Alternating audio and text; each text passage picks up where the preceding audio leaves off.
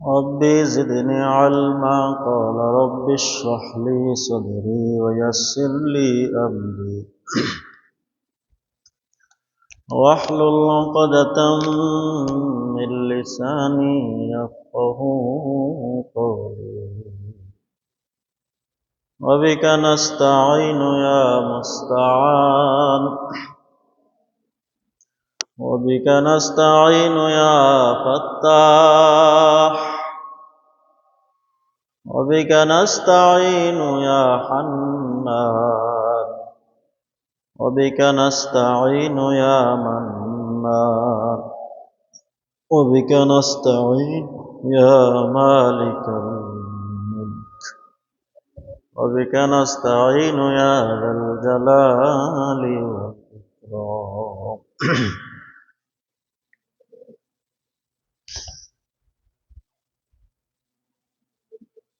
আমাদের আলোচনা চলতেছে সূরাতুল হুজুরাতের তাফসীর। আজকে পঞ্চম জুমা ধারাবাহিক আলোচনার।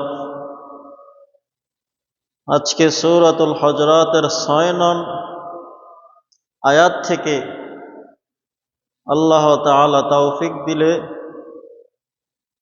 আমরা ৬ নং আয়াত থেকে আলোচনা করার ইচ্ছা পোষণ করেছি। আল্লাহ সুবহানাহু ওয়া তাআলা বলেন, ইয়া আইয়ুহাল্লাযীনা আমানু ইন জাআকুম ফাসিকুম বিনাবাইন ফাতাবায়ানু আন তুসিবু কওমান বিজাহালাতিন فتصبحوا على ما فعلتم نادمين। মুসলমান ভাইয়েরা আমার, আল্লাহ সুবহানাহু ওয়া তাআলা বিশ্বাসী বান্দাদেরকে সম্বোধন করে বলেন, হে মুমিনগণ, যদি তোমাদের নিকট কোনো ফাসিক, কোনো পাপাচার, কোনো নির্বোধ ব্যক্তি কোনো সংবাদ নিয়ে আসে, বিনাবাইন কোনো সংবাদ নিয়ে আসে, ফাতাবায়ানু তোমরা সেই সংবাদটা ভালোভাবে যাচাই বাছাই করো, ভালোভাবে তোমরা সেই সংবাদটাকে পরখ করে দেখো, দলিল সহ সেই সংবাদটাকে তার থেকে উদ্ধার করো। এমনটা যেন না হয় যে তোমরা ওই পাপাচার থেকে, ওই নির্বোধ থেকে, ওই পাপিষ্ঠ ব্যক্তি থেকে, যে ভালো মন্দ পার্থক্য করতে পারে না, এমন ব্যক্তি থেকে যেই সংবাদ শুনলে ফাতাবায়ানু আন তুসিবু কওমান বিজাহালা, সেই সংবাদের মাধ্যমে তোমরা কোনো সম্প্রদায়ের উপর আক্রমণ করে বসলে, তাদের কোনো ক্ষতি করে ফেললে, তাদের উপর পদক্ষেপ নিলে, বিজাহালাতিন অজ্ঞতার সারে, অসাবধানতাবশত যদি এরূপটি করো তাহলে তোমাদের জন্য মুসিবত আছে। ফাতুসবিহু আলা মা ফাআলতুম নাদিমিন, তাহলে তোমাদের কর্মের উপর তোমাদেরকে লজ্জিত হতে হবে। তোমরা যে পাপিষ্ঠ ব্যক্তির সংবাদের উপর বিচার করে ফেললে, পদক্ষেপ নিলে, আক্রমণ করে ফেললে, কোনো একজন ব্যক্তির উপর, কোনো সম্প্রদায়ের উপর, কোনো গোত্রের উপর যাচাই বাছাই না করে যে একটা গোত্রের উপর আক্রমণ করলে, পদক্ষেপ নিলে, তাদেরকে ক্ষতি করে ফেললে, এই কারণে পরবর্তীতে তোমাদের এই কর্মের কারণে তোমাদেরকে লজ্জিত হতে হবে, শর্মিন্দা হতে হবে, নিজেদের উপর বিরক্ত হতে হবে। সুতরাং মুসলমান ভাইয়েরা আমার, প্রত্যেকটা সংবাদ যাচাই বাছাই করে তারপরে পদক্ষেপ নিতে হবে। শুনলাম আর ফয়সালা করলাম, বিচার করে ফেললাম, কোনো সম্প্রদায়ের উপর আক্রমণ করে ফেললাম, তাহলে পরবর্তীতে আল্লাহর দরবারও তোমাকে এর জন্য কাঠগড়ায় দাঁড়াতে হবে। এবং ওই সম্প্রদায়কে যদি অন্যায়ভাবে তুমি জুলুম করে থাকো, এটার জন্য তোমাকে বিচারের কাঠগড়ায় দাঁড়াতে হবে। এই জন্য আল্লাহ তাআলা বলেন, তোমরা প্রত্যেকটা সংবাদ যাচাই বাছাই করে তারপরে সেই সংবাদের উপর ভিত্তি করে বিচার করিও, ফয়সালা করিও, আক্রমণ করিও। এই আয়াতের তিনটা শানে নুজুল রয়েছে, তিনটা ঘটনা রয়েছে। ওই ঘটনার পরিপ্রেক্ষিতে আল্লাহ সুবহানাহু ওয়া তাআলা এই আয়াতটা আমাদেরকে দিয়েছেন, যাতে করে আমরা প্রত্যেকটা সংবাদই শোনার সাথে সাথেই এর উপর ভিত্তি করে কোনো পদক্ষেপ না নেই। আরবের একটা গোত্রের নাম হচ্ছে বনুল মুস্তালিক। বনুল মুস্তালিক গোত্রের সর্দার হচ্ছে হারেস বিন জিরার। সেই হারেস বিন জিরারের মেয়ে হচ্ছে আম্মা জান জুয়াইরিয়া রাদিয়াল্লাহু তাআলা আনহা। আল্লাহ তাআলার প্রিয় হাবিবের একজন স্ত্রীর নাম, অর্ধাঙ্গিনীর নাম হচ্ছে জুয়াইরিয়া রাদিয়াল্লাহু তাআলা আনহা। একদিন আল্লাহ তাআলা নবীর দরবারে হারেস বিন জিরার আসলেন। আল্লাহ তাআলার নবী হারেস বিন জিরার রাদিয়াল্লাহু তাআলা আনহুকে দাওয়াত দিলেন, ইসলামের দাওয়াত দিলেন। ইসলামের দাওয়াত দেওয়ার সাথে সাথে হারেস বিন জিরার ইসলাম গ্রহণ করলেন। আশহাদু আল্লা ইলাহা ইল্লাল্লাহু ওয়া আশহাদু আন্না মুহাম্মাদান আবদুহু ওয়া রাসূলুহু। হারেস বিন জিরার রাদিয়াল্লাহু তাআলা আনহু আল্লাহর নবীর দাওয়াতে মুসলমান হলেন। আল্লাহর নবী বললেন, মুসলমান হলে কিছু কর্তব্য অর্পিত হয়, কিছু দায়িত্ব নিজের উপর, নিজের কাঁধে অর্পিত হয়। সুতরাং তুমি মুসলমান হয়েছ, এখন তোমাকে 5 ওয়াক্ত নামাজ আদায় করতে হবে, যাকাত দিতে হবে, হজ করতে হবে, মানুষের সাথে ভালো ব্যবহার করতে হবে, ঈমানের দাওয়াত দিতে হবে, খেলাফত প্রতিষ্ঠার জন্য চেষ্টা করতে হবে। সুতরাং তুমি এখন চলে যাও। তখন হারেস বিন জিরার বললেন, ইয়া রাসূলুল্লাহ, ইয়া হাবিবাল্লাহ, আমি হচ্ছি বনুল মুস্তালিক গোত্রের সর্দার। আমার গোত্রের লোকেরা সকলেই আমার কথা শোনে, আমার কথা অনুযায়ী চলে, তারা খুব আমাকে মানে। সুতরাং আমি যে মুসলমান হয়েছি, আমিও গিয়ে আমার গোত্রের সকলকে ইসলামের দিকে দাওয়াত দিব। আমি আমার গোত্রের লোকদেরকে দাওয়াত দিব, তারা আমার কথা অনুযায়ী ইনশাআল্লাহ মুসলমান হয়ে যাবে। যেই কথা সেই কাজ। হারেস বিন জিরার, আল্লাহ তাআলার নবী বললেন, তোমাকে তো যাকাত দিতে হবে। তখন সে হারেস বিন জিরার বললেন, আমি আমার গোত্রের মুসলমানদেরকে, আমার গোত্রের লোকদেরকে দাওয়াত দিব, তারা মুসলমান হলে তাদের যাকাত সহ আমি তুলে একসাথে রেখে দেব। তাদের যাকাত সহ উসুল করে আমি যাকাতের টাকাগুলো নির্দিষ্ট স্থানে রেখে দিব। আপনি অমুক তারিখে আপনার একজন সাহাবীকে আমাদের গোত্রে পাঠাবেন। অমুক তারিখে আমাদের গোত্রে আপনি আপনার সাহাবীদের মধ্য থেকে একজনকে পাঠাবেন। পাঠালে আমরা যাকাতের টাকাগুলো তার কাছে দিয়ে দেব। নির্দিষ্ট দিন, নির্দিষ্ট তারিখ আসলে আল্লাহ তাআলার হাবিব খালেদ বিন ওলীদ রাদিয়াল্লাহু তাআলা আনহু, খালেদ বিন ওলীদ ইবনে উকবা, আল্লাহ তাআলার হাবিবের একজন সাহাবী ওলীদ ইবনে উকবা রাদিয়াল্লাহু তাআলা আনহুকে পাঠালেন যে যাও বনুল মুস্তালিক গোত্র থেকে যাকাতের টাকাগুলো উসুল করে নিয়ে আসবে। তারা জমা রেখে দিয়েছে, তুমি গেলেই তারা তোমার কাছে যাকাতের টাকাগুলো দিয়ে দিবে। ওয়ালিদ বিন উকবা রাদিয়াল্লাহু তাআলা আনহু ইসলাম গ্রহণের আগে পূর্বে ওই বনুল মুস্তালিকের সাথে শত্রুতা ছিল, বাদানুবাদ ছিল, তাদের সাথে সম্পর্ক ভালো ছিল না। যেহেতু আল্লাহ নবী বলেছেন যেতে হয়, কিন্তু সে যাইতেছে আর ভয় পাইতেছে, না জানি তারা আমাকে হত্যা করে ফেলে।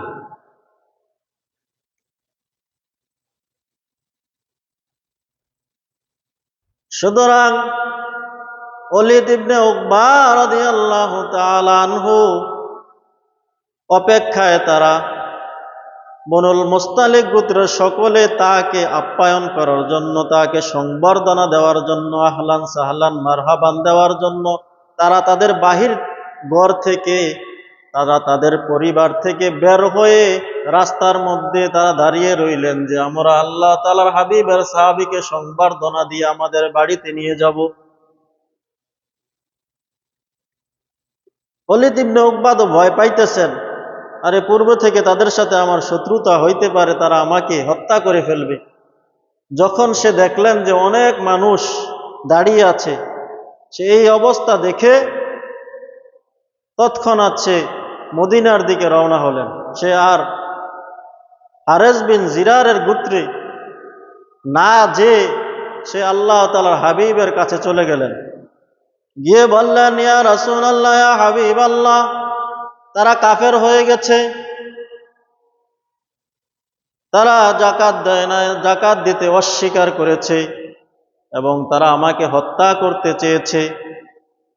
এই সংবাদ শুনে আল্লাহ তাআলার হাবিব সাথে সাথেই কোনো সিদ্ধান্ত নিলেন না যে তাদের উপর, তাহলে যদি তারা মুসলমান থেকে খারেজ হয়ে থাকে, কাফের হয়ে থাকে, তাহলে তাদের বিরুদ্ধে যুদ্ধ করা তো ফরজ, সুতরাং তাদের বিরুদ্ধে যুদ্ধ করতে হবে। আল্লাহ তাআলার হাবিব এই ফয়সালা সাথে সাথেই নিলেন না, বরং তিনি খালিদ বিন ওয়ালিদ রাদিয়াল্লাহু তাআলা আনহু এবং আরো কয়েকজনকে দিয়ে বনুল মুস্তালিকের উদ্দেশ্যে পাঠালেন।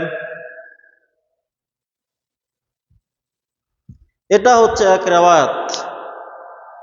এই রেওয়ায়াত যদি ধরা হয়, তাহলে ওয়ালিদ ইবনে উকবা রাদিয়াল্লাহু তাআলা আনহু তিনি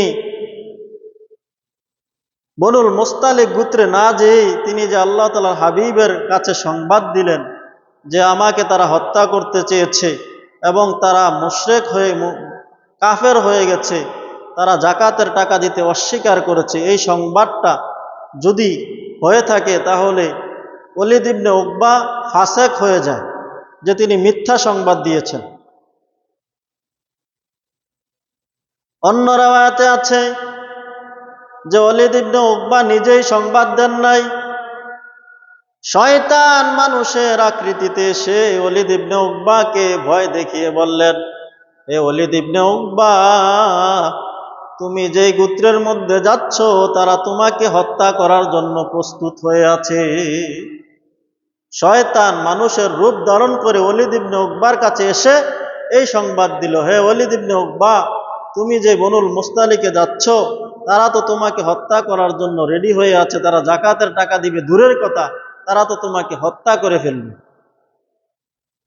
তাহলে যেই সংবাদটা শয়তান মানুষের আকৃতিতে দিল, কোরআনের বর্ণনা অনুযায়ী, জাকুম ফাসিকুন, যদি তোমাদের নিকট কোনো ফাসেক সংবাদ দেয়, তাহলে এই ফাসেকটা হবে সরাসরি মানুষরূপী, মানুষের আকৃতি ধারণকারী শয়তান। এই রিওয়ায়াতটা ধরলে ওয়ালিদ ইবনে উকবার ফাসেক হয় না। সুতরাং ওয়ালিদ ইবনে উকবা নিজের থেকে বলেন নাই, তিনি ওই মানুষরূপী শয়তানের বাণীটাই নকল করে আল্লাহ তাআলার হাবিবের কাছে শোনালেন। আল্লাহ তাআলার হাবিব খালিদ বিন ওয়ালিদ এবং আরো কয়েকজন সাহাবীদেরকে দিয়ে ওই গোত্রের উদ্দেশ্যে পাঠালেন। সাথে সাথে আল্লাহ তাআলার হাবিব যদি এই ফয়সালা নিতেন যে তাদের বিরুদ্ধে যুদ্ধে লিপ্ত হও, তখন এই সংবাদের মাধ্যমে যদি ফয়সালা হতো তাহলে দুইটা গোত্রের মধ্যে যুদ্ধ লিপ্ত হতো, অথচ এই যুদ্ধে লিপ্ত হওয়াটা ছিল একটা মিথ্যা সংবাদের উপর। কত ক্ষতি হয়ে যেত মুসলমানদের। আল্লাহ তাআলার হাবিব যদি সাথে সাথে এই ফয়সালা নিতেন যে যাও, তাদের উপর যুদ্ধ ফরজ হয়ে গেছে, তারা যাকাত দিতে অস্বীকার করেছে, আমার দূতকে তারা হত্যা করতে চেয়েছে, তারা কাফের হয়ে গেছে, সুতরাং তাদের উপর যুদ্ধ ফরজ, তাদের বিরুদ্ধে তোমরা যুদ্ধে ঝাঁপিয়ে পড়ো, এই ফয়সালা যদি নিতেন তাহলে কত ক্ষতি হয়ে যেত। তাহলে আল্লাহ তাআলার হাবিব যাচাই বাছাই না করে কোনো ফয়সালা নেন নাই, কোনো চূড়ান্ত সিদ্ধান্ত দেন নাই। তিনি খালেদ বিন ওলীদ রাদিয়াল্লাহু তাআলা আনহুকে পাঠালেন। খালেদ বিন ওলীদ যখন তিনি বনুল মুস্তালিকের উদ্দেশ্যে রওনা দিলেন, ওইদিকে হারেস বিন জিরার, যিনি অপেক্ষা করতে লাগলেন জাকাতের মাল নিয়ে, তিনি অপেক্ষা করতে লাগলেন আর ভাবতে লাগলেন, কিরে আল্লাহ তাআলার হাবিব তো মিথ্যা কথা বলে না, আল্লাহ তাআলার হাবিব তো এই তারিখে, নির্দিষ্ট তারিখে তাহার দূত পাঠানোর কথা, তিনি কেন এখনো পাঠান না? আমরা তো জাকাতের টাকা নিয়ে বসে আছি, দিন চলে যাচ্ছে, রাত হয়ে গেল, রাত হয়ে আরেক দিন চলে আসলো। হারেস বিন জিরার জাকাতের টাকা নিয়ে প্রস্তুত হয়ে আছেন। আল্লাহ তাআলার হাবিব তো কখনো মিথ্যা কথা বলেন না, তাহলে এখনো কেন দূত পাঠালেন না? তখন তারা নিজেরাই রওনা দিলেন যে আসো, আমরা আল্লাহ তাআলার হাবিবের দরবারে যাই। এখনকার মতো তো এত সুযোগ সুবিধা না ছিল না যে বিমান দিয়ে, হেলিকপ্টার দিয়ে, গাড়ি দিয়ে, হুন্ডা দিয়ে যথাসময়ে সেকেন্ডের মধ্যে চলে আসবে, ঘন্টার মধ্যে চলে আসবে। তখন তো হেঁটে হেঁটে আসতে হতো। সুতরাং একটা সংবাদকে আনার জন্য, নেওয়ার জন্য, এক গোত্র থেকে আরেক গোত্র, এক দেশ থেকে আরেক দেশে একটা সংবাদকে পৌঁছানোর ক্ষেত্রে অনেক দিন চলে যেত। তাহলে ওই সময় একটা সংবাদকে যাচাই করা কত কঠিন ছিল। তারপরে আল্লাহ তাআলার হাবিব সংবাদটা যাচাই না করে কোনো পদক্ষেপ নেবেন না, এই জন্য তিনি খালেদ বিন ওলীদকে দিয়ে বড় একটা কাফেলা দিয়ে পাঠালেন। ওই দিক দিয়ে হারেস ইবনে জিরারও মদিনার উদ্দেশ্যে রওনা দিল। পথিমধ্যে উভয় গোত্রের দেখা, উভয় দলের দেখা হলো। হারেস বিন জিরার বলতেছে, হে আল্লাহর হাবিবের প্রিয় সাহাবী, তোমাদের তো গতকালকে আসার কথা, তোমরা কেন আসো নাই?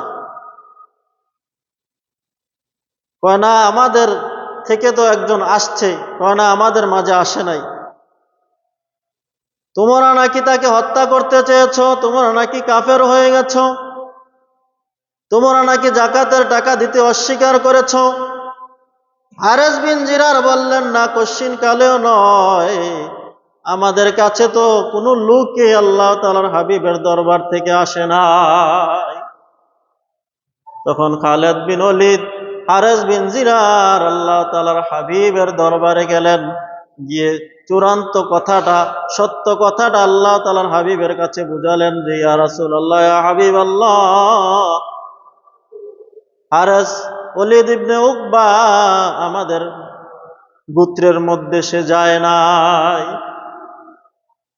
তাহলে আল্লাহ তাআলার হাবিব যদি খালেদ বিন ওলীদকে না পাঠিয়ে তখনই যুদ্ধের জন্য প্রস্তুত করে সৈন্যবাহিনী পাঠিয়ে দিতেন, তাহলে সাহাবীদের, মদিনার সাহাবীরাও হত্যা হতো, শাহাদাত বরণ করতেন। ওই দিক দিয়ে বনুল মুস্তালিক গোত্রের লোকেরাও ক্ষতিগ্রস্ত হতো, উভয় দলে ক্ষতিগ্রস্ত হতো। সুতরাং এই সংবাদটা যাচাই করার কারণে, সাথে সাথে কোনো পদক্ষেপ না নেওয়ার কারণে উভয় দল ক্ষতিগ্রস্ত থেকে বেঁচে গেলেন। সুতরাং এই আয়াত দ্বারা আল্লাহ তাআলা বুঝালেন, ইয়া আইয়ুহাল্লাযীনা আমানু ইন জাআকুম ফাসিকুম বিনাবাইন ফাতাবায়ানু আন তুসিবু কওমান বিজাহালাতিন وتصبحوا على ما فعلتم نادمين। হে মুমিনগণ, তোমাদের নিকট যখন কোনো পাপাচার ব্যক্তি, পাপিষ্ঠ ব্যক্তি, নির্বোধ ব্যক্তি সংবাদ নিয়ে আসে, সেই সংবাদটাকে তোমরা ভালো করে যাচাই বাছাই করো, সত্য না মিথ্যা পার্থক্য করো। আন তুসিবু কওমান বিজাহালাতিন, সেই সংবাদটাকে যদি যাচাই বাছাই না করে সেই সংবাদের উপরেই কোনো ফায়সালা করো, কোনো পদক্ষেপ গ্রহণ করো, এতে করে কোনো সম্প্রদায় অজ্ঞতাবশত ক্ষতিগ্রস্ত হয়ে যাবে।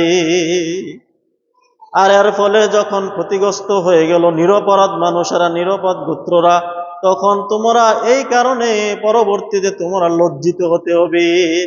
আন তুসিবু ফাতুসবিহু আলা মা ফাআলতুম নাদিমিন।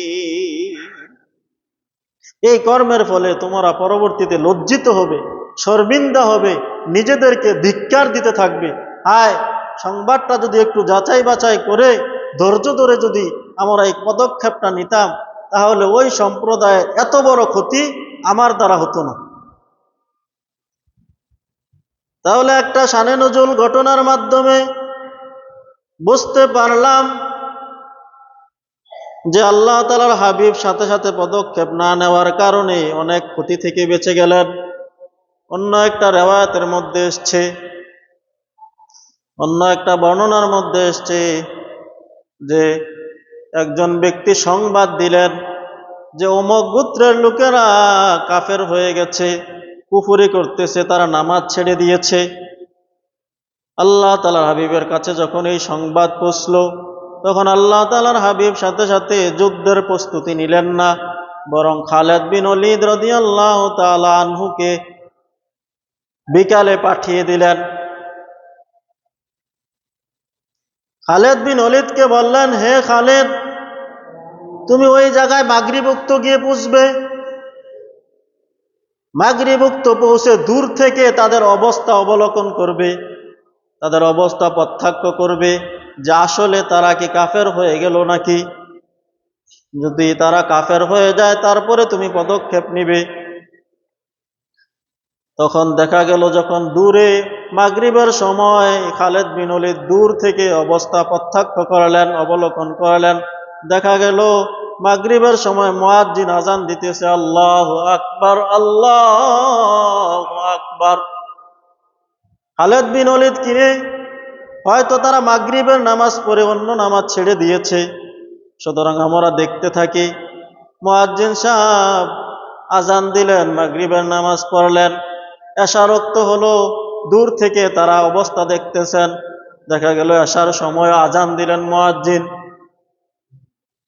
খালিদ বিন ওলীদ মনে করলেন হয়তো তারা এশার নামাজ পড়ে অন্য নামাজ ছেড়ে দিয়েছেন, সুতরাং আমরা দেখতে থাকি। এশার আজান দিলেন, এশার নামাজ পড়লেন। রাত যখন গভীর হয়ে গেল, দেখা গেল সাহাবীরা ঘুম থেকে উঠে যারা কোরআন তেলাওয়াত পারে তারা কোরআন তেলাওয়াত করতেছেন, তাহাজ্জুদ নামাজ পড়তেছেন। তখন খালিদ বিন ওলীদ মনে করলেন হয়তো তারা তাহাজ্জুদ পড়েন, অন্য নামাজ ছেড়ে দিয়েছেন। তখন তিনি ফজরের জন্য অপেক্ষা করতে লাগলেন।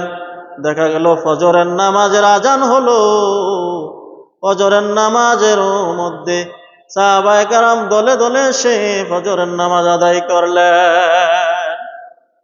খালিদ বিন ওলীদ রাদিয়াল্লাহু তাআলা আনহুর আর বুঝতে বাকি রইল না যে এই সংবাদটা পুরোটাই মিথ্যা। তখন তিনি তাদের গোত্রের মধ্যে ঢুকতে লাগলেন। সাহাবীরা, ওই গোত্রের লোকেরা দেখে, আহলান সাহলান ইয়া খালিদ, তুমি কেন এসেছ? যে আমরা সংবাদ পেয়েছি তোমরা সম্পূর্ণ গোত্র নাকি কাফের হয়ে গেছ। কয় না, কশ্চিন কালেও না, আমরা কোনো মুসলমান কি কখনো কাফের হতে পারে?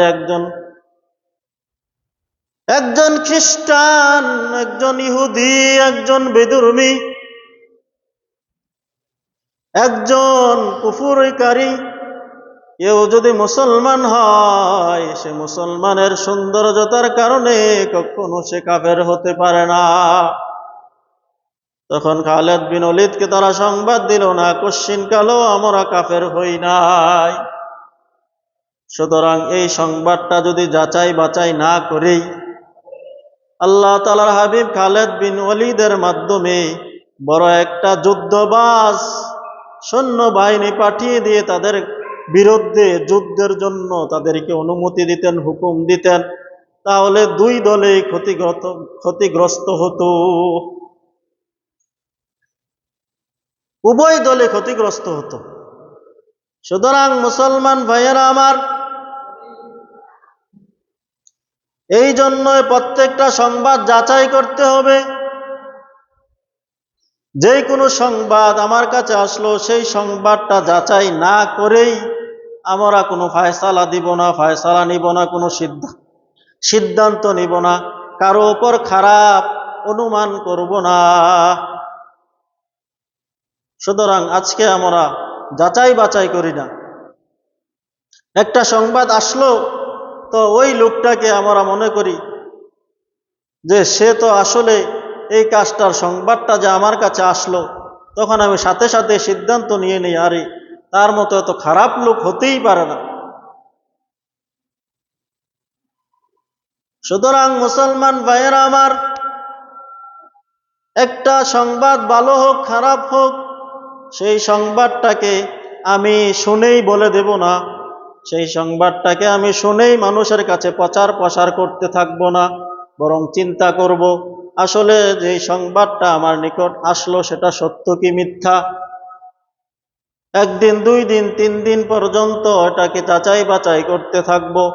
যখন যাচাই বাছাই করে সঠিক সিদ্ধান্তে উপনীত হলাম যে হ্যাঁ এই সংবাদটা সত্য, তখন আমি এই সংবাদের ভিত্তিতে হয়তো ভালোর পদক্ষেপ নিব, নতুবা খারাপের পদক্ষেপ নিব। কিন্তু আজকে আমাদের মধ্যে কোনো যাচাই বাছাই নাই, পরীক্ষা নাই। একটা সংবাদ আসলো তো যেই লোকের সাথে আমার এরকমভাবে 30 বছর 40 বছরের বন্ধুত্ব, তাহার ভিতরের খবর সব আমার জানা আছে, কিন্তু যখনই তার বিরুদ্ধে আমার কাছে একটা সংবাদ আসলো, কেউ শত্রুতাবশত একটা মিথ্যা সংবাদ দিল, উভয়ের মাঝে বিতর্ক সৃষ্টি করার জন্য, বন্ধুত্ব নষ্ট করার জন্য, আমি সাথে সাথেই ওই সংবাদের উপর ভিত্তি করে তাহার উপর চড়াও হই, সাথে সাথেই পদক্ষেপ নিয়ে ফেলি। না বা এটা করা যাবে না। এই বিষয়টা থেকে যেন আমরা বাঁচতে পারি, এই জন্য আল্লাহ তাআলা সূরা হুজুরাতের 6 নং আয়াত নাজিল করে আমাদেরকে সঠিক সিদ্ধান্ত নেওয়ার জন্য আমাদেরকে আল্লাহ তাআলা এই অনুমতি দিলেন, এই সিদ্ধান্ত দিলেন, এই নির্দেশ দিলেন, ও আমার বান্দা বান্দিরা, তোমরা যে কোনো কথা শোনার সাথে সাথেই তোমরা এটা বলতে থেকো না। শুনলাম আর বলতে থাকলাম না, এটা কখনো কোনো খাঁটি মুমিনের গুণ হতে পারে না। শোনার সাথে সাথে যদি আমি পদক্ষেপ নিয়ে ফেলি, তাহলে ওই ব্যক্তিটা কত ক্ষতিগ্রস্ত হবে। পরবর্তীতে যখন আমি তাকে ক্ষতিগ্রস্ত করলাম, পরবর্তীতে বুঝতে পারলাম, জানতে পারলাম যে আসলে সে সেই কথাটা বলে নাই, সে এই কাজটা করে নাই, যে আমাকে সংবাদটা দিয়েছে সে মিথ্যা সংবাদ দিয়েছে, সে ফাসেক, সে পাপাচার, সে নির্বুধ, সে ভালো এবং মন্দের মধ্যে পার্থক্য করতে পারে না। এই জন্য সে আমাকে এই সংবাদটা দিল, আর আমি সাথে সাথে পদক্ষেপ নিয়ে ফেললাম, আক্রমণ করে ফেললাম, তাহলে আমি নিজেও ক্ষতিগ্রস্ত হব, হাসরের ময়দানেও আমি আল্লাহর কাঠগড়ায় দাঁড়াতে হব। সুতরাং মুসলমান ভাইয়েরা আমার, এই জবান আল্লাহ তাআলা আমাদেরকে দিয়েছেন। আল্লাহ তাআলা আমাদেরকে সম্পূর্ণ শরীরের মধ্যে অগণিত অসংখ্য নেয়ামত দিয়েছেন। সেই নেয়ামতের মধ্যে অন্যতম একটা নেয়ামত হচ্ছে এই জবান, যে জবানের মাধ্যমে আমরা কথা বলি। এই জবান যার নেই, যে কথা বলতে পারে না, সে জানে এই জবানের দাম কত। যে বোবা, নিজের কথাটা ভালোভাবে মানুষকে বুঝাইতে পারে না, অঙ্গভঙ্গি করে বুঝাতে হয়, তার ভিতরটা ফেটে যায়। অথবা কারো যদি জবানটা নষ্ট হয়ে যায়, তখন সে তার কথাটা বুঝাতে কত ধরনের অঙ্গভঙ্গির প্রয়োজন হয়, তখন সে ভিতরে কাঁদতে থাকে, হায় আমার জবানটা যতদিন ভালো ছিল ততদিন আমি সহজেই আমার বক্তব্যকে মানুষের কাছে পৌঁছাতে পেরেছি। এখন যখন তার জবানটা আল্লাহ তাআলা নিয়ে নিলেন, এখন সে ঘুরে ঘুরে কাঁদে। সুতরাং মুসলমান ভাইয়েরা আমার, এই জবান আল্লাহ তাআলার বড়ই নিয়ামত। এই জবানটাকে আল্লাহ তাআলা 32টা দাঁতের মাধ্যমে বেষ্টনী দিয়ে রেখেছেন, তারপরে 2টা ঠোঁটের মাধ্যমে বেষ্টনী দিয়েছেন। তাহলে 2টা ঠোঁট 32টা দাঁতের মাধ্যমে বেষ্টনী দিয়ে রেখেছেন এই জবানটাকে, যেন আমি যেন তেন কথা না বলে ফেলি, যা মন চায় তাই যেন আমি বলে না ফেলি, সেই জন্য বেষ্টনী দিয়ে রাখা হয়েছে যে তুমি 2টা শোনো, তারপরে একটা বলো। তোমাকে 2টা কান দেওয়া হয়েছে, জবান দেওয়া হয়েছে একটা, কান দেওয়া হয়েছে 2টা, যে তুমি 2টা শোনো তারপরে একটা বলো। বরং তুমি বলতেই থেকো না। অধিক কথা যে বলে তাকে বলা হয় বাচাল। সুতরাং তুমি বলতেই থেকো না। এই জবান আল্লাহ তাআলার বড় নিয়ামত। আল লিসানু জিসমুহু সগীরুন ওয়া জিরমুহু কাবীরুন। এই লিসানের শরীরটা বড় ছোট, কিন্তু তার অপরাধ অনেক বড়। আল লিসানু জিসমুহু সগীরুন ওয়া জিরমুহু কাবীরুন। এই লিসানের অংশটা একটা গোশতের টুকরা মাত্র, তার দেহটা অনেক ছোট, কিন্তু তার অপরাধ অনেক বড়। এই জন্য আল্লাহ তাআলার হাবিব বলেন, ইয়া বেলাল আমসিক লিসানাক, হে বেলাল তুমি তোমার জিহ্বার কন্ট্রোল তুমি নিয়ে নাও, তুমি জিহ্বার মালিক হয়ে যাও। তোমার জিহ্বাকে যেন তেন কথার জন্য ছেড়ে দিও না, তুমি জিহ্বার মালিকানা গ্রহণ করো, মালিকানা গ্রহণ করো লিসানাক, তোমার জিহ্বার উপর। তোমার জিহ্বাকে যেন তেন কথার জন্য ছেড়ে দিও না, তোমার জিহ্বাকে, তোমার জবানকে কন্ট্রোল করো, নিয়ন্ত্রণ করো। সুতরাং মুসলমান ভাইয়েরা আমার, আল্লাহ তাআলার বড় নিয়ামত সমূহের মধ্যে অন্যতম একটা নিয়ামত হচ্ছে এই জবান, এই জিহ্বা। সুতরাং তুমি এই জিহ্বা দ্বারা যে কোনো কথা বলিও না। তুমি প্রত্যেকটা সংবাদকে যাচাই বাছাই করে তারপরে পদক্ষেপ নিও। যে কথা শুনবে তাহাই বলতে থেকো না। আল্লাহ তাআলার হাবিব বলেন, কাফা বিল মারই কাযিবান আই ইউহাদ্দিসা বিকুল্লি মা সামিআ। যাহা শোনো তাহাই বলিতে থাকা মিথ্যাবাদী হওয়ার জন্য ইহাই যথেষ্ট। যেটা শুনলে সাথে সাথে বলে দিলে এটা মিথ্যা। আল্লাহ তাআলার হাবিব বলেন, তুমি যেটা শুনলা সাথে সাথে সেটা আরেকজনের কাছে বলে দিলা, আবার আরেকজনের কাছে বলে দিলা, এটা মিথ্যা কথা বললে। বরং তুমি শোনার সাথে সাথে এটা বলিও না, যাচাই বাছাই করো যে আমার কাছে যে ব্যক্তিটা বলল আসলে সে কতটুকু দিনদারিত্ব আছে তার মধ্যে। সে কি ফাসেক, সে কি পাপাচার, সে কি ইমানদার, সে কি কাফের, সে কি মুশরিক, সে কি কথা ঠিক মতো বহন করতে পারছে কিনা। যে সংবাদটা সে আমাকে দিল, সেই সংবাদটা যে বলেছে তার থেকে পুরাপুরিভাবে সে শুনেছে কিনা। তাহলে যেই কথা শুনলাম সেটা সাথে সাথে বলে দেওয়া মিথ্যাবাদী হওয়ার জন্য যথেষ্ট। কাফা বিল মারই কাযিবান আই ইউহাদ্দিসা বিকুল্লি মা সামিআ। যাহা শুনলে তাহাই সাথে সাথে বলে দিলা, মিথ্যাবাদী হওয়ার জন্য ইহাই যথেষ্ট। সুতরাং আজকে অনলাইনে YouTube, Facebook, Google, imo, WhatsApp এগুলোর মধ্যে অহরহর মিথ্যা সংবাদগুলো মানুষ ছড়াচ্ছে, বিন্দু মাত্র যাচাই বাছাই করছে না, এবং যাহা শুনে তাহাই বিশ্বাস করে ফেলছে। আসলে যে সংবাদটা পৌঁছালো সে কতটুকু বিশ্বস্ত, সে যে সংবাদটা ইউটিউবে পৌঁছাইয়া দিল, ফেসবুকে ছড়িয়ে দিল, এটা কি সত্য না মিথ্যা, এটা আমরা বিন্দু মাত্র যাচাই বাছাই করি না।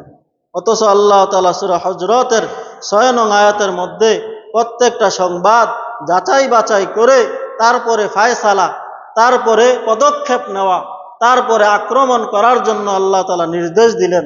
কিন্তু আমরা আজকে যাচাই বাছাই নাই, যাহা শুনি তাহাই বলতে থাকি, এবং যাহা শুনি যাহা দেখি তাহার উপরেই আমরা অন্য ব্যক্তিকে হয়তো ভালো মনে করি নতুবা খারাপ মনে করি। সুতরাং মুসলমান ভাইয়েরা আমার, আল্লাহ তাআলার হাবিব বলেন, ওয়ান আবি হুরায়রা রাদিয়াল্লাহু তাআলা আনহু আন্নাহু ক্বাল قال رسول الله صلى الله عليه وسلم من يؤمن بالله واليوم الآخر فليقل خيرا أو ليصمت। যে ব্যক্তি আল্লাহ এবং পরকালের উপর বিশ্বাস রাখে তার জন্য উচিত হচ্ছে সে কথা বললে উত্তম কথা বলবে, খায়ের কথা বলবে, ভালো কথা বলবে। ফালইয়াকুল খায়রান আও লিয়াসমুত, সে কথা বললে উত্তম কথা বলবে, আও লিয়াসমুত অথবা চুপ থাকবে। আর চুপ থাকার মধ্যে রয়েছে মান সমাতা নাজা, যে চুপ থাকে সেই মুক্তি পায়, সেই নাজাত পায়। সুতরাং মুসলমান ভাইয়েরা আমার, এই জবান আল্লাহ তাআলার বড় নিয়ামত। এই জন্য আল্লাহ তাআলা সূরা হুজুরাতের মধ্যে বলেন, প্রত্যেকটা সংবাদ যাচাই বাছাই করে তারপরে পদক্ষেপ নিও। যাচাই বাছাই না করে কোনো সম্প্রদায়ের উপর, কোনো কওমের উপর, কোনো বন্ধুর উপর, কোনো স্ত্রীর উপর, পিতা তার ছেলের উপর, ছেলে তার পিতার উপর, সরকার অন্য সরকারের উপর, এক দেশ আরেক দেশের উপর কোনো সংবাদ যাচাই না করে পদক্ষেপ নিবে না। সুতরাং কোনো দেশের সরকার যদি একটা গোয়েন্দা বাহিনীর একটা মিথ্যা সংবাদের মাধ্যমে অন্য দেশের উপর চড়াও হয়, যুদ্ধে লিপ্ত হয়, তাহলে দুইটা দেশেই ক্ষতিগ্রস্ত হবে। দুইটা দেশের মূল যেই চালিকা শক্তি সেনাবাহিনী, সেই সেনাবাহিনীর মধ্যে যখন যুদ্ধ পরিচালনা হবে তখন দুইটা দেশের সেনাবাহিনী ক্ষতিগ্রস্ত হবে, হাজার হাজার মানুষ মারা যাবে। সুতরাং মুসলমান ভাইয়েরা আমার, আল্লাহ তাআলা মুমিনদেরকে সম্বোধন করে বলেন, ইয়া আইয়ুহাল্লাযীনা আমানু ইন জাআকুম ফাসিকুম বিনাবাইন ফাতাবায়ানু। এ মুমিনগণ, যখন তোমাদের নিকট কোনো পাপাচার ব্যক্তি, গুনাহগার ব্যক্তি যখন কোনো সংবাদ নিয়ে আসে, তখন তোমরা সেই সংবাদটা পরখ করে দেখো, যাচাই বাছাই করে তারপরে পদক্ষেপ নিও। সুতরাং আমি আমার জবান দিয়ে অনুমতি দিয়ে দিলাম যে ওই সম্প্রদায়টাকে ধ্বংস করে দাও, তাহলে আমার একটা কথার মাধ্যমে একটা সম্প্রদায় ধ্বংস হয়ে গেল। তাহলে মুসলমান ভাইরা আমার, এই জবানের কত দাম, এই জবানের কত দাম। একজন কাফের 30 বছর, 40 বছর, 50 বছর, 60 বছর সে কাফের ছিল, আল্লাহ তাআলার দরবারে সবচেয়ে ঘৃণিত ব্যক্তি ছিল, সবচেয়ে নিকৃষ্ট ব্যক্তি ছিল।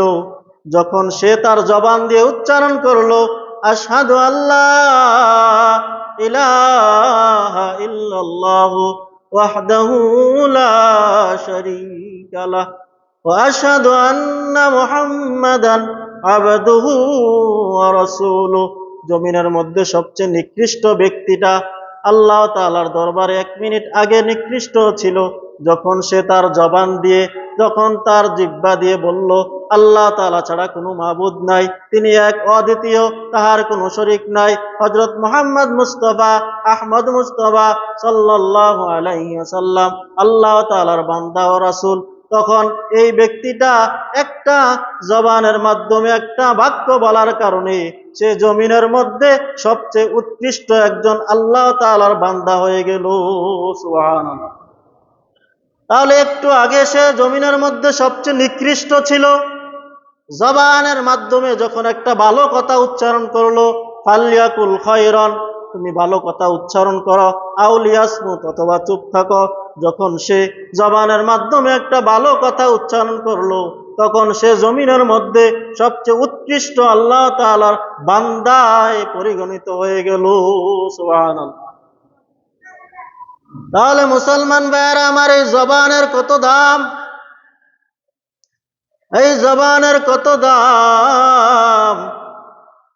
একজন যুবক যুবতী যখন কোনো যুবক যুবতীকে দেখা করে, তখন সে গুনাহগার হয়। যখন সে কথা বলে, যখন সে দেখে, তখন সে জানি হয়, জিনাকারী হিসাবে সাব্যস্ত হয়। যখন সে কথা বলে, তখন সে কথার মাধ্যমে জানি জিনাকারী সাব্যস্ত হয়। যখন সে আরো এগিয়ে যায়, তখন সেই তাহার বিশেষ একটা অঙ্গ তখন খেলাধুলা করতে থাকে। সে তখন সেটাকে হয়তো জিনার কাজটাকে সত্যায়ন করে অথবা মিথ্যায়ন করে। সুতরাং একটা যুবক যুবতীকে দেখা কবিরা গুনাহ, জিনার গুনাহ হয়।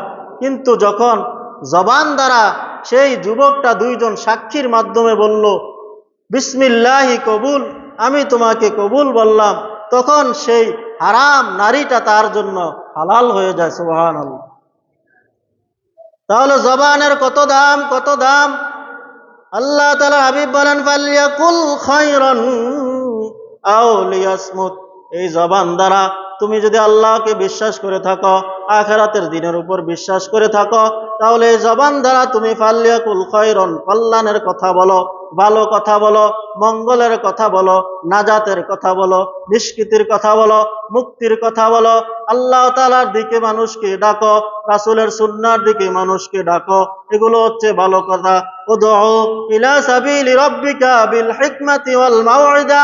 তুমি আল্লাহ তাআলার পানে মানুষকে ডাকো উত্তম উত্তম কথা দ্বারা। উদউ ইলা সাবিলি রাব্বিকা, তুমি তোমার প্রতিপালকের পানে মানুষদেরকে ডাকো। সাবিলি রাব্বিকা বিল হিকমা, হিকমতের বাক্য দ্বারা, কৌশলের বাণী দ্বারা। ব্যবসায়িক যেমনি ভাবে কৌশল অবলম্বন করে তার মালকে বেচার জন্য, ব্যবসায়ীদের অনেক কৌশল আছে।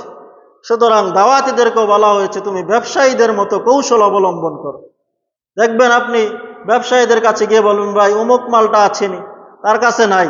তখন সে ওই মালটার নিন্দা মালামাত বর্ণনা করবে, কিন্তু তার কাছে যেটা আছে খারাপ হইলো সেটাকে অনেক ভালো বলবে। আরে এটার মতো মাল হয় নাকি, আপনি যেটা বলতেছেন সেটা তো নিকৃষ্ট, এটাই সবচেয়ে ভালো, এটাই নিয়ে যান।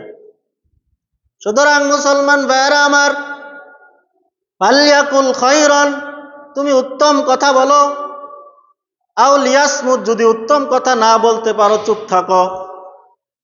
তাহলে একটা যুবক একটা যুবতী দেখা করা হারাম কবিরা গুনাহ, কথা বলা হারাম কবিরা গুনাহ। কিন্তু যখন দুইজন সাক্ষীর মাধ্যমে একটা বাক্য উচ্চারণ করলো এই জবান দ্বারা, আল্লাহ তাআলার অনেক বড় নিয়ামত এই জবানের মাধ্যমে, যখন একটা কথা উচ্চারণ করলো বিসমিল্লাহি কবুল, তখন উভয় যুবক যুবতী উভয়ের জন্য হালাল হয়ে গেল। মৃত্যু পর্যন্ত তারা একে অপরের জন্য হালাল হয়ে গেল। আবার এই জবান দ্বারাই যখন আপনি আপনার বিবাহিত স্ত্রীকে বললেন এক তালাক, দুই তালাক, তিন তালাক, তখন ওই স্ত্রীটা যে আপনার 3 সন্তানের স্ত্রী, 4 সন্তানের স্ত্রী, 5 সন্তানের স্ত্রী, 50-60 বছর আপনি তার সাথে সংসার করলেন, এই জবান দ্বারা যখন আপনি বললেন এক তালাক, দুই তালাক, তিন তালাক, তখন এই স্ত্রীটাই আপনার জন্য চিরতরে হারাম হয়ে গেল। তাহলে জবানের কত দাম মুসলমান ভাইয়েরা আমার। এই জন্য আল্লাহ তাআলা বলেন, প্রত্যেকটা সংবাদ যাচাই বাছাই করে তুমি পদক্ষেপ নিও, ফায়সালা করিও, আক্রমণ করিও। যাচাই বাছাই না করে তুমি এই জবানের অপব্যবহার করিও না।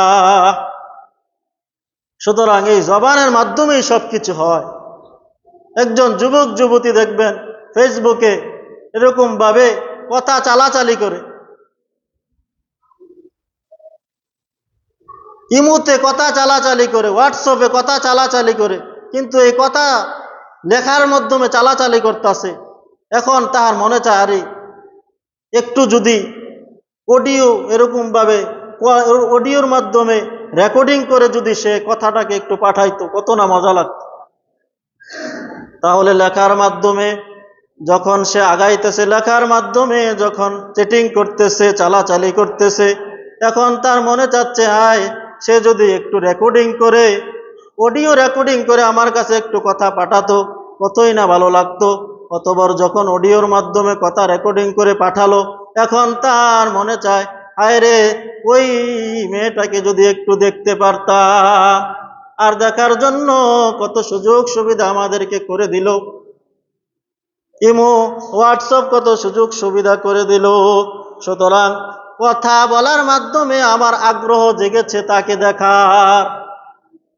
কথা বলার মাধ্যমে কি হইল? তাকে দেখার আগ্রহ জাগলো। তাহলে এই কথাই হচ্ছে আপনার জন্য জান্নাতের একটা অন্যতম মাধ্যম, এই কথাই হচ্ছে আপনার জন্য জাহান্নামের অন্যতম মাধ্যম। আবু হুরায়রা রাদিয়াল্লাহু তাআলা আনহু থেকে বুখারী শরীফের হাদিসের মধ্যে কিতাবুর রিকাকের মধ্যে এসেছে যে যখন আপনি সকালে ঘুম থেকে ওঠেন, এই জবান আপনাকে উদ্দেশ্য করে বলেন, হে বনি আদম, তুমি আমাকে আমার এই জবানের মাধ্যমে তুমি আমাকে জাহান্নামে নিক্ষেপ করিও না। সুতরাং মুসলমান ভাইরা আমার, এই জবানের কত দাম! আল্লাহ সুবহানাহু ওয়া তাআলা আমাদেরকে এই দুনিয়াতে সঠিক পথে ডাকার জন্য যুগে যুগে অনেক নবী রাসূল প্রেরণ করেছেন। 1,24,000 নবী এবং রাসূল প্রেরণ করেছেন, পাঠিয়েছেন। সুতরাং 1,24,000 নবী এবং রাসূলের মধ্যে কেউ আল্লাহ তাআলাকে দেখতে চায় নাই, কেননা তারা তো আল্লাহ তাআলার সাথে কথা বলে নাই। কেউ দেখতে চায় নাই জলিলুল কদর নবী মুসা, সাইয়্যিদুনা মুসা আলাইহিস সালামই একমাত্র আল্লাহ তাআলাকে দেখার মনোবাসনা করলেন, ইচ্ছা পোষণ করলেন, আল্লাহ তাআলার কাছে দরখাস্ত করলেন, ইয়া রাব্বাল আলামিন, আপনার সাথে কথা বলে বলে মন ভরে না, আমি একটু আপনাকে দেখতে চাই। তাহলে অন্য কোনো নবী এই দরখাস্ত করেন নাই, সাইয়্যিদুনা মুসা করলেন কেন? তিনি কথা বলেছেন, এজন্য কথা বললে তাহার পরবর্তী ধাপ হচ্ছে দেখা। কথা বলার পরবর্তী ধাপ হচ্ছে দেখতে মনে চায়, এই জন্য অন্য কোনো নবী দেখার জন্য দরখাস্ত করেন নাই, কেননা তারা কথাই বলে নাই। সুতরাং সাইয়্যিদুনা মুসা আলাইহিস সালাম কথা বলেছেন, এই জন্য তাহার দেখার জন্য মনোবাসনা জাগলো। সেই দেখার মনোবাসনা জাগার কারণে সে আল্লাহ তাআলার কাছে দরখাস্ত করলো, ইয়া রাব্বাল আলামিন, দেখে দেখে আর কথা বলতে বলতে আর মন মানে না, এখন আপনাকে একটু দেখতে মনে চায়। আল্লাহ তাআলা বলেন, হে মুসা, এটা কশ্চিন কালো সম্ভব নয়, এটা আরেকটা আলোচনা। সুতরাং সাইয়্যিদুনা মুসা আলাইহিস সালাম এই আকাঙ্ক্ষা পোষণ করলেন। ও আমার মুসলমান ভাইরা, সাইয়্যিদুনা উমর ফারুক রাদিয়াল্লাহু তাআলা আনহুর জমানায়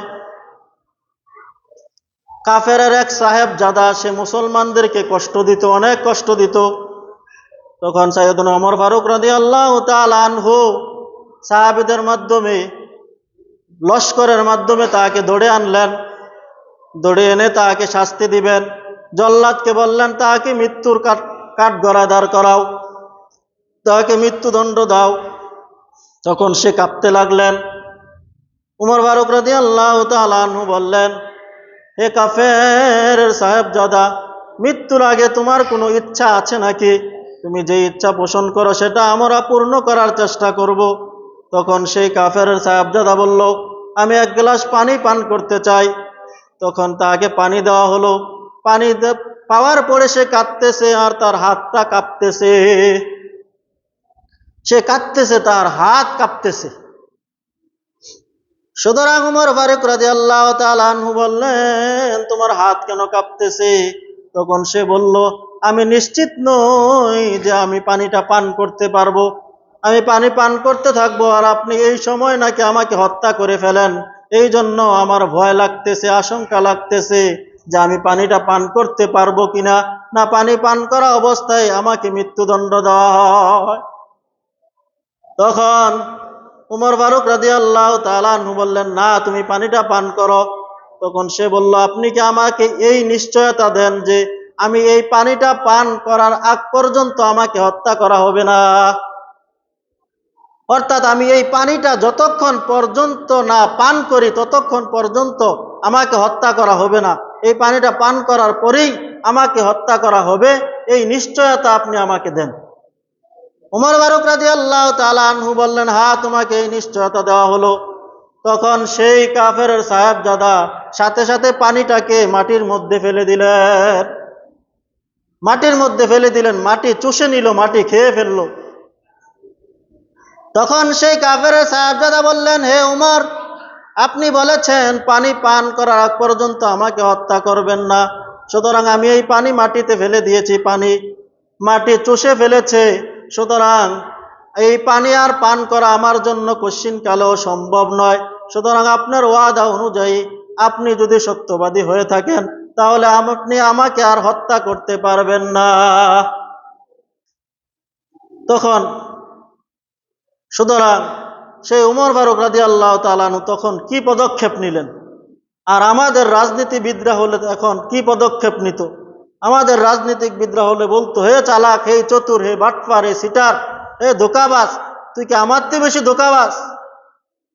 আমি বেড়া একজন এমপি মন্ত্রী, ভোট ছাড়া এমপি হয়েছি চুরি ডাকাতি করে, তুই আমার সাথে চালাকি করতে আসছে, তার সাথে সাথে মৃত্যুদণ্ড দে। অথচ ওমর ফারুক রাদিয়াল্লাহু তাআলা আনহু বলেন যে তুমি সত্য কথাই বলেছ, এই পানি পান করাও তোমার জন্য সম্ভব নয়, সুতরাং তোমাকে নিষ্কৃতি দেওয়া হলো, তোমাকে আর হত্যা করা হবে না। সুবহানাল্লাহ। তখন সে সাথে সাথে মুসলমান হয়ে গেলেন। ওমর ফারুক রাদিয়াল্লাহু তাআলা আনহু তাকে জিজ্ঞাসা করলেন যে তুমি তো আগেই মুসলমান হতে পারতে, তুমি কেন এখন মুসলমান হলে? তখন কাফের সাহাবজাদা বললেন যে আমি জানি মুসলমানের গুণ আছে, মুসলমানদের আদর আছে, মুসলমানের আপ্যায়ন আছে, মুসলমানের এরকমভাবে আকৃতি, তাদের আপ্যায়ন, তাদের মহত্ব অনেক বড়, তাদের চরিত্র অনেক মহৎ, তাদের চরিত্র অনেক বড়, এটা আমি জেনেছি। আজকে আমি এটা পরখ করার জন্য এই চেষ্টা করলাম। সুতরাং আমি পরখ করে দেখলাম যে হ্যাঁ, মুসলমানের মহত্ব অনেক বড়। আমি যদি আগে মুসলমান হতাম তাহলে লোকেরা আমাকে ধিক্কার দিত যে সে মৃত্যুর ভয়ে মুসলমান হয়েছে। সুতরাং মুসলমান ভাইয়েরা আমার, আল্লাহ তাআলা বলেন, হে আমার ইমানদার বান্দাগণ, তোমরা তোমাদের কন্ট্রোলকে হেফাজত করো।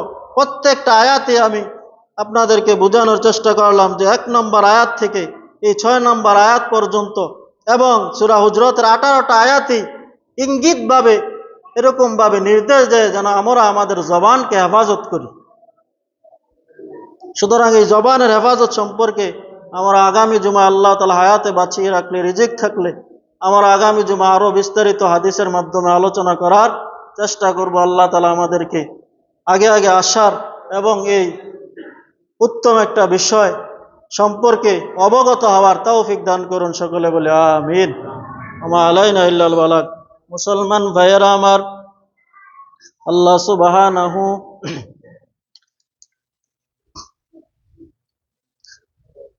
নাইম ভাই তাহার বাবা অসুস্থ, তার বাবার সুস্থতার জন্য 1000 টাকা দান করেছেন। আমরা বলি আমিন। আল্লাহ তাআলা তার আব্বাকে পরিপূর্ণ সুস্থতা, শাফাআ দায়মা দান করুন। সকলে বলে আমিন। এবং এই দানকে কবুল আর মঞ্জুর করুন। সকলে বলে আমিন। নাম ছাড়া এক ভাই নগদ 500 টাকা দান করলেন। আল্লাহ তাআলা তার এই দানকে কবুল আর মঞ্জুর করুন। সকলে বলে আমিন। এক ভাই নগদ 200 টাকা দান করেছেন। পারিবারিক সমস্যা, বিপদ আপদের জন্য এক ভাই 200 টাকা দান করেছেন। রব্বে করিম, আল্লাহ তোমার যে বান্দাগুলো তোমার ঘরে দান করলেন তাদের সকলের দানগুলোকে কবুল আর মঞ্জুর করেন। সকলে বলে আমিন। আল্লাহ তাআলা আরেক বান্দা আমার কাছে গতকালকে 500 টাকা দান করেছেন মসজিদের জন্য। আল্লাহ তাআলা তার দানকেও কবুল আর মঞ্জুর করেন। সকলে বলে আমিন। আমাদের হিরণ ভাই তাহার খালাতো ভাই অসুস্থ, খালাতো ভাইয়ের সুস্থতার জন্য 200 টাকা দান করবেন নিয়ত করছেন। আল্লাহ তাআলা এই দানকে কবুল আর মঞ্জুর করুন। সকলে বলে আমিন। মুসলমান ভাইয়েরা আমার, আজকের জুমায় কে আছেন? আল্লাহ তাআলা যেন আপনার কণ্ঠটাকে দিনের জন্য কবুল করে নেন। আল্লাহ তাআলা যেন আপনার কণ্ঠকে লিয়াসমুত পালিয়াকুল খায়রান, যেন আপনি দিনের উত্তম কথাগুলো মানুষের কাছে বলতে পারেন, যত ধরনের খারাপ কথা আছে এগুলো থেকে যেন বিরত থাকতে পারেন, সেই একটা জবান আপনাকে বানিয়ে দেখ। সেজন্য কে আছেন আল্লাহ তাআলার ঘরে, আল্লাহ তাআলার ঘরে দান করার নিয়ত করেন ভাই। আলহামদুলিল্লাহ, মাশাআল্লাহ, মারহাবা। আল্লাহ তোমার এক বান্দা নাম প্রকাশ না করেই 500 টাকা নগদ দান করলেন। আল্লাহ তুমি তোমার বান্দার এই দানকে কবুল আর মঞ্জুর করেন। সকলে বলে আমিন। ও আমার যুবক ভাইরা কে আছেন আজকের এই জুমায় আল্লাহ তাআলার এই জবান দিয়ে বলুন না যে আমি 500 টাকা, 1000 টাকা, 200 টাকা, 100 টাকা দান করব। এই কল্যাণের কথাটা জবান দিয়ে একটু বের করে মুসলমান ভাইরা, যুবক ভাইরা, আমার বাবাজিরা, একটু বলি না এই কল্যাণের কথাটা যে হুজুর আমি আল্লাহর ঘরে 1000 টাকা, 500 টাকা, 2000 টাকা দান করব। কি আছেন ভাই? অনেকে আছেন 1 মাস 2 মাস ধরে দান করতেছেন না। সুতরাং আপনি নিয়ত করতে পারেন, বলতে পারেন যে আল্লাহ তাআলার ঘরে আজকের জুমায় আপনার বংশধরের মধ্যে যারা ওই অন্ধকার কবরে শুয়ে আছে তাদের কি অবস্থা আমাদের তো জানা নেই।